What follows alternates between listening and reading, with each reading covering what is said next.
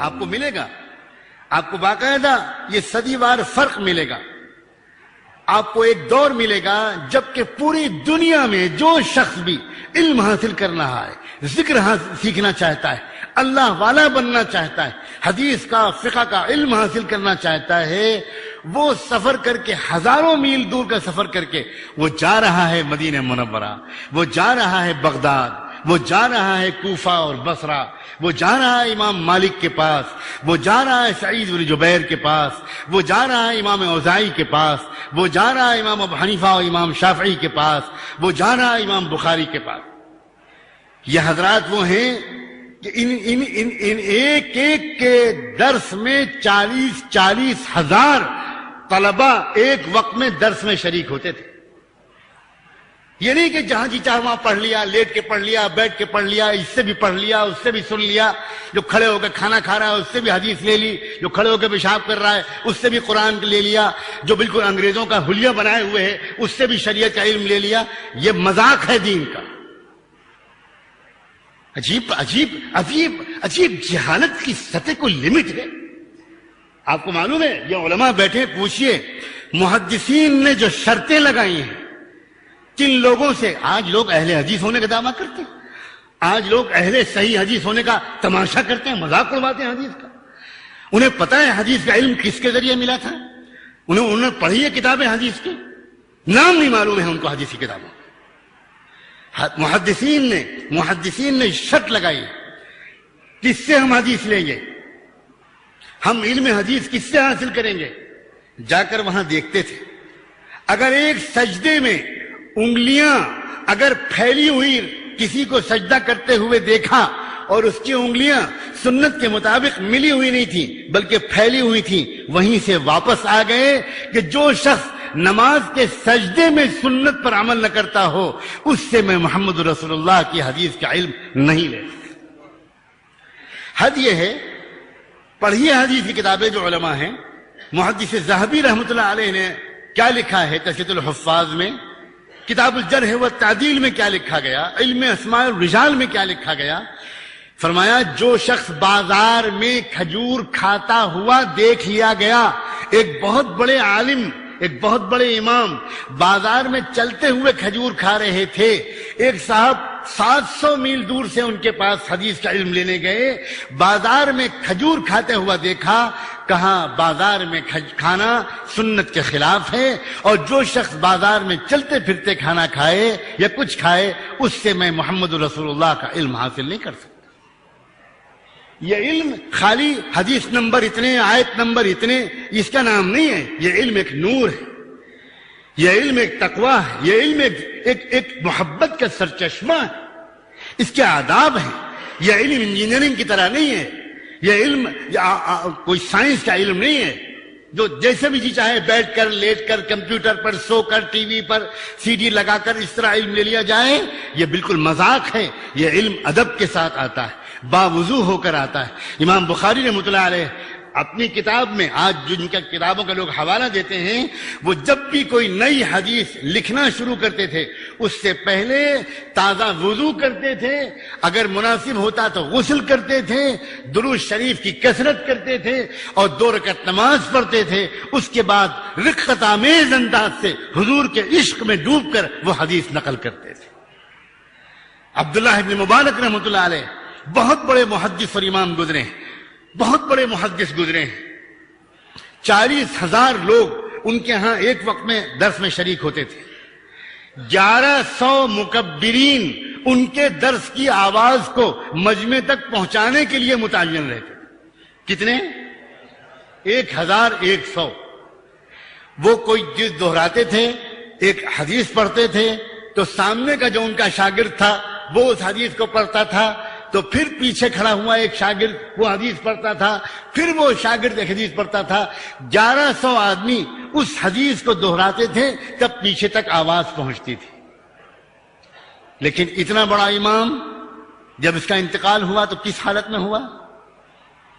جب وفات کا وقت قریب آیا، آخری وقت قریب آیا، تو عبداللہ مبارک رحمۃ اللہ علیہ نے اپنے بیٹے سے کہا، بیٹے مجھے بستر سے اٹھا کر زمین پر لٹا دو، مٹی پہ لٹا دو، بیٹا حیران رہ گیا. بیٹے نے کہا ابا آپ کیا کہہ رہے ہیں؟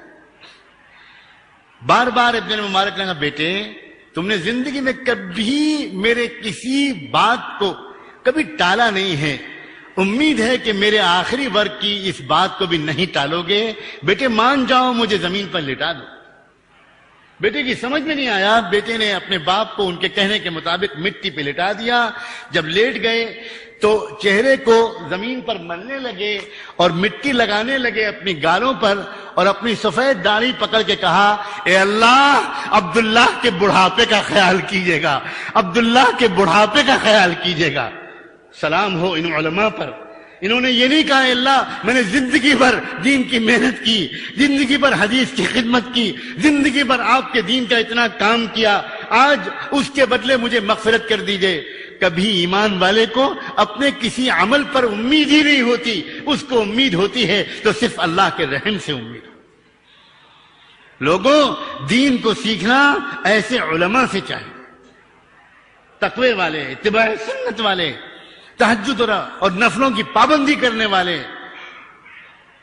دین مذاق نہیں ہے، دین معلومات کا نام نہیں ہے، دین تقریروں کا بھی نام نہیں ہے.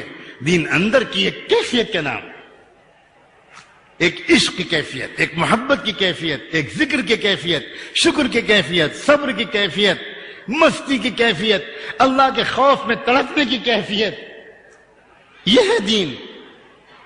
اور ایسے امت کو علماء الحمدللہ ملے ہیں، اور الحمدللہ آج بھی امت علماء ربانیین سے خالی نہیں ہے.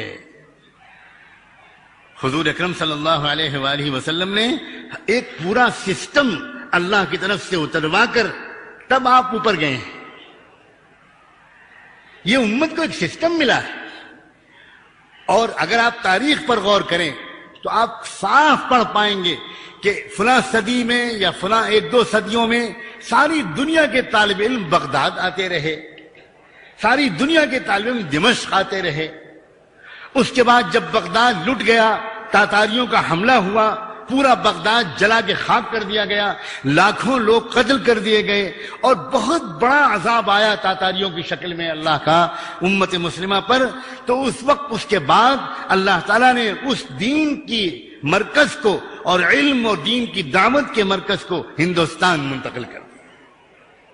یہ پوری دنیا کے دعوت کے تاریخ داں اس بات پر متفق ہیں کہ 1000 سال جب پورے ہو گئے محمد الرسول اللہ کی امت کو، تو اللہ تعالیٰ نے دین کی محنت اور علوم دین کو اور ذکر کو، اللہ کی محبت کو، دین کی حقیقت کو حاصل کرنے کو اللہ تعالیٰ نے منتقل فرما دیا ہندوستان.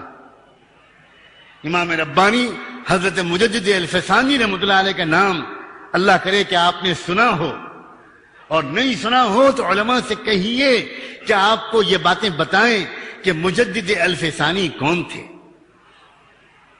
پھر ان کے ذریعے یہ چیز ہندوستان منتقل ہوئی، اور پھر ہندوستان میں سرہند سے نکل کر یہ چیز حضرت شاہ ولی اللہ رحمۃ اللہ علیہ کے دور میں دہلی آئی، اور اس وقت سے اسی علاقے کے اندر حضرت شاہ ولی اللہ کے بعد حضرت سید احمد شہید رحمۃ اللہ علیہ، حضرت گنگوہی رحمۃ اللہ علیہ، حضرت شاہ عبد القادر رائے رحمۃ اللہ علیہ، حضرت شاہ عبد الرحیم رائے رحمۃ اللہ علیہ، حضرت مولانا الیاس رحمۃ اللہ علیہ، مولانا محمد یوسف صاحب رحمۃ اللہ علیہ، یہ سارے حضرات جو تھے یہ ایک پوری جماعت تھی جن کے ذریعے اللہ تعالیٰ نے دین کی حقیقت کو زندہ کرنا طے فرمایا تھا.